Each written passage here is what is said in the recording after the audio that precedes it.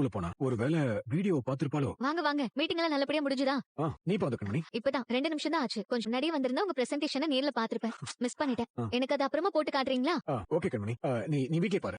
சரிங்க. டக்குனு போய் கையை கழுவிட்டு வந்துருங்க. நான் அதுக்குள்ள உங்களுக்கு அரேஞ்ச் பண்ணி வச்சிடுறேன். வெண்ணிலாவும் சாப்பிடாம இருப்பாளே. வெண்ணிலா வெண்ணிலா, என்னடி ஆச்சு? ஏன் டல்லா இருக்க?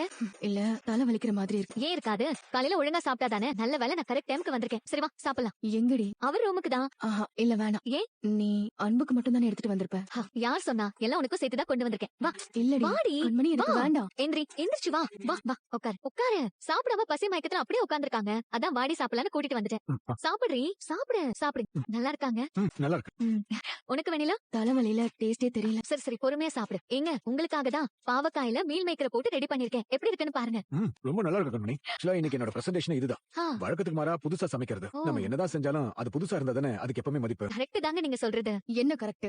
அப்படியெல்லாம் ஒண்ணும் புதுசா ஒண்ணு கண்டுபிடிச்சிட்டோமேங்கிறதுக்காக பழச மறக்கிறது ரொம்ப தப்பு. வாழ்க்கையில எல்லாத்தையும் பழைய பால் புளித்தது, புதிய தேன் இனித்ததுங்கிற மாதிரி அப்ரோச் பண்ணக்கூடாது. அப்படி பண்ணா அதை விட ஒரு பெரிய முட்டாள்தனம் லைஃப்ல வேற எதுவுமே. நீ சொல்றது ஒரு வகையில கரெக்ட் தான். என்னதான் புதுசா வந்தாலும் நம்ம இட்லி தோசை பொங்கல் எல்லாம் அடிச்சுக்க முடியுமா? பீட்சாலையும் பர்கர்லயும் சீஸையும் மயோனைஸையும் கொட்டி வச்சா அது பாக்குறதுக்கு நல்லா கலர்ஃபுல்லா ஆசையை தூண்டுற மாதிரி தான் இருக்கும். ஆனா நிஜமாவே அது நமக்கு தேவையான நிறைய பேருக்கு தெரியறது. எப்பவுமே புதுசா ஒண்ணு கிடைச்சிருச்சுங்கிறதுக்காக இவ்வளவு நாளா நம்ம ஆசையா வச்சிருந்த ஒண்ணு மறக்கிறதும் அதை தூக்கி போடுறதும் தப்பு கண்மணி. நான்